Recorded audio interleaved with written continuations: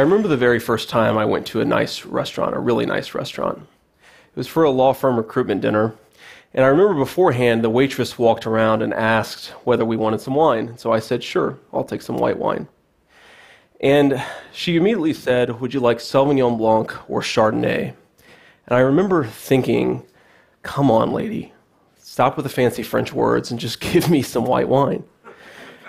But I used my powers of deduction and recognized that Chardonnay and Sauvignon Blanc were two separate types of white wine, and so I told her that I would take the Chardonnay because, frankly, that was the easiest one to pronounce for me. So I had a lot of experiences like that during my first couple of years as a law student at Yale. Because, despite all outward appearances, I'm a cultural outsider. I didn't come from the elites. I didn't come from the Northeast or from San Francisco. I came from a southern Ohio steel town, and it's a town that's really struggling in a lot of ways that are indicative of the broader struggles of America's working class. Heroin has moved in, killing a lot of people I know. Family violence, domestic violence, and divorce have torn apart families. And there's a very unique sense of pessimism that's moved in. Think about rising mortality rates in these communities and recognize that for a lot of these folks, the problems that they're seeing are actually causing rising death rates in their own communities. So there's a very real sense of struggle. Now, I had a very front row seat to that struggle. My family has been part of that struggle for a very long time. I come from a family that doesn't have a whole lot of money. The addiction that plagued my community also plagued my family, and even sadly, my own mom. There were a lot of problems that I saw in my own family, problems caused sometimes by lack of money, problems caused sometimes by lack of access to resources and social capital that really affected my life. If you had looked at my life when I was 14 years old and said, well, what's going to happen to this kid? You would have concluded that I would have struggled with what academics call upward mobility. So upward mobility is an abstract term, but it strikes at something that's very core at the heart of the American dream. It's the sense, and it measures whether kids like me who grow up in poor communities are going to live a better life, whether they're going to have a chance to live a materially better existence, or whether they're going to stay in the circumstances where they came from. And one of the things we've learned, unfortunately, is that upward mobility isn't as high as we'd like it to be in this country. And interestingly, it's very geographically distributed. So, take Utah, for instance. In Utah, a poor kid is actually doing okay, very likely to live their share and their part in the American dream. But if you think of where I'm from, in the South, in Appalachia, in Southern Ohio, it's very unlikely that kids like that will rise. The American dream in those parts of the country is, in a very real sense, just a dream. So why is that happening? So one reason is obviously economic or structural. So you think of these areas, they're beset by these terrible economic trends built around industries like coal and steel that make it harder for folks to get ahead.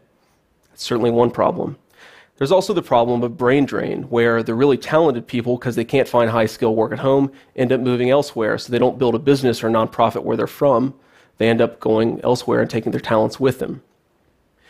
There are failing schools in a lot of these communities, failing to give kids the educational leg up that really makes it possible for kids to have opportunities later in life. These things are all important. I don't mean to discount these structural barriers, but when I look back at my life and at my community, something else was going on, something else mattered. It's difficult to quantify, but it was no less real. So for starters, there was a very real sense of hopelessness in the community that I grew up in. There was a sense that kids had that their choices didn't matter. No matter what happened, no matter how hard they worked, no matter how hard they tried to get ahead, nothing good would happen. So that's a tough feeling to grow up around. That's a tough mindset to penetrate. And it leads sometimes to very conspiratorial places. So let's just take one political issue that's pretty hot, affirmative action. So depending on your politics, you might think that affirmative action is either a wise or an unwise way to promote diversity in the workplace or the classroom. But if you grow up in an area like this, you see affirmative action as a tool to hold people like you back. That's especially true if you're a member of the white working class. You see it as something that isn't just about good or bad policy. You see it as something that's actively conspiring, where people with political and financial power are working against you. And there are a lot of ways that you see that conspiracy against you, perceived, real, but it's there, and it warps expectations. So if you think about what do you do when you grow up in that world, you can respond in a couple ways. One, you can say, I'm not going to work hard because no matter how hard I work, it's not going to matter. Another thing you might do is say, well, I'm not going to go after the traditional markers of success, like a university education or a prestigious job, because the people who care about those things are unlike me. They're never going to let me in. When I got admitted to Yale, a family member asked me if I had pretended to be a liberal to get it by the admissions committee. Seriously. And it's obviously not the case that there was a liberal box to check on the application, but it speaks to a very real insecurity in these places, that you have to pretend to be somebody you're not to get past these various social barriers. It's a very significant problem. Even if you don't give in to that hopelessness, even if you think, let's say, that your choices matter and you want to make the good choices, you want to do better for yourself and for your family, it's sometimes hard to even know what those choices are when you grow up in a community like I did. I didn't know, for example, that you had to go to law school to be a lawyer. I didn't know that elite universities, as research consistently tells us, are cheaper for low-income kids because these universities have bigger endowments, can offer more generous financial aid. I remember I learned this when I got the financial aid letter from Yale for myself, tens of thousands of dollars in need-based aid, which is a term I'd never heard before, but I turned to my aunt when I got that letter and said, I think this just means that for the first time in my life, being poor has paid really well. So I didn't have access to that information because the social networks around me didn't have access to that information. I learned from my community how to shoot a gun, how to shoot it well. I learned how to make a damn good biscuit recipe. The trick, by the way, is frozen butter, not warm butter. But I didn't learn how to get ahead. I didn't learn how to make the good decisions about education and opportunity that you need to make to actually have a chance in this 21st century knowledge economy. Economists call the value that we gain from our informal networks, from our friends and colleagues and family, social capital. The social capital that I had wasn't built for 21st century America, and it showed. There's something else that's really important that's going on that our community doesn't like to talk about, but it's very real. Working class kids are much more likely to face what's called adverse childhood experiences, which is just a famous word, fancy word, for childhood trauma. Getting hit or yelled at, put down by a parent repeatedly, watching someone hit or beat your parent, watching someone do drugs or abuse alcohol. These are all instances of childhood trauma, and they're pretty commonplace in my family. Importantly, they're not just commonplace in my family right now, they're also multi-generational. So my grandparents, the very first time that they had kids, they expected that they were going to raise them in a way that was uniquely good. They were middle class, they were able to earn a good wage in a steel mill. But what ended up happening is that they exposed their kids to a lot of the childhood trauma that had gone back many generations. My mom was 12 when she saw my grandma set my grandfather on fire. His crime was that he came home drunk after she told him, if you come home drunk, I'm going to kill you. She tried to do it. Think about the way that that affects a child's mind.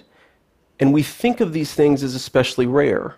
But a study by the Wisconsin Children's Trust Fund found that 40% of low-income kids face multiple instances of childhood trauma, compared to only 29% for upper-income kids.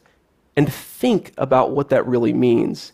If you're a low-income kid, almost half of you face multiple instances of childhood trauma. This is not an isolated problem. This is a very significant issue. We know what happens to the kids who experience that life. They're more likely to do drugs, more likely to go to jail, more likely to drop out of high school. And most importantly, they're more likely to do to their children what their parents did to them. This trauma, this chaos in the home is our culture's very worst gift to our children, and it's a gift that keeps on giving. So you combine all that, the hopelessness, the despair, the cynicism about the future, the childhood trauma, the low social capital, and you begin to understand why me, at the age of 14, was ready to become just another statistic, another kid who failed to beat the odds. But something unexpected happened. I did beat the odds. Things turned up for me. I graduated from high school, from college, I went to law school, and I have a pretty good job now. So what happened? Well, one thing that happened is that my grandparents, the same grandparents of Setting Someone on Fire fame, they really shaped up by the time I came around. They provided me a stable home, a stable family. They made sure that when my parents weren't able to do the things that kids need, they stepped in and filled that role. My grandma especially did two things that really mattered. One, she provided that peaceful home that allowed me to focus on homework and the things that kids should be focused on. But she was also this incredibly perceptive woman, despite not even having a middle school education. She recognized the message that my community had for me, that my choices didn't matter, that the deck was stacked against me. She once told me, JD, never be like those losers who think the deck is stacked against them. You can do anything you want to. And yet she recognized that life wasn't fair. It's hard to strike that balance, to tell a kid that life isn't fair, but also recognize and enforce in them the reality that their choices matter. But Mama was able to strike that balance. The other thing that really helped was the United States Marine Corps. So we think of the Marine Corps as a military outfit, and of course it is. But for me, the U.S. Marine Corps was a 4-year crash course in character education. Taught me how to make a bed, how to do laundry, how to wake up early, how to manage my finances. These are things my community didn't teach me. Remember when I went to go buy a car for the very first time, I was offered a dealer's low interest rate of 21.9%. I was ready to sign on the dotted line. But I didn't take that deal because I went and took it to my officer who told me, stop being an idiot, go to the local credit union and get a better deal. And so that's what I did. But without the Marine Corps, I would have never had access to that knowledge. I would have had a financial calamity, frankly. Last thing I want to say is that I had a lot of good fortune in the mentors and people who have played an important role in my life, from the Marines, from Ohio State, from Yale, from other places. People have really stepped in and ensured that they filled that social capital gap that it was pretty obvious, apparently, that I had. That comes from good fortune. But a lot of children aren't going to have that good fortune. And I think that raises really important questions for all of us about how we're going to change that. We need to ask questions about how we're going to give low-income kids who come from a broken home access to a loving home.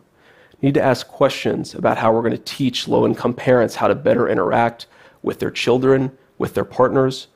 We need to ask questions about how we give social capital, mentorship to low-income kids who don't have it. We need to think about how we teach working-class children about not just hard skills like reading, mathematics, but also soft skills like conflict resolution and financial management. Now, I don't have all of the answers. I don't know all of the solutions to this problem, but I do know this. In Southern Ohio right now, there's a kid who's anxiously awaiting their dad, wondering whether when he comes through the door, he'll walk calmly or stumble drunkenly. There's a kid whose mom sticks a needle in her arm and passes out, and he doesn't know why she doesn't cook him dinner, and he goes to bed hungry that night. There's a kid who has no hope for the future, but desperately wants to live a better life. They just want somebody to show it to them. I don't have all the answers, but I know that unless our society starts asking better questions about why I was so lucky and about how to give that luck to more of our communities and our country's children, we're going to continue to have a very significant problem. Thank you.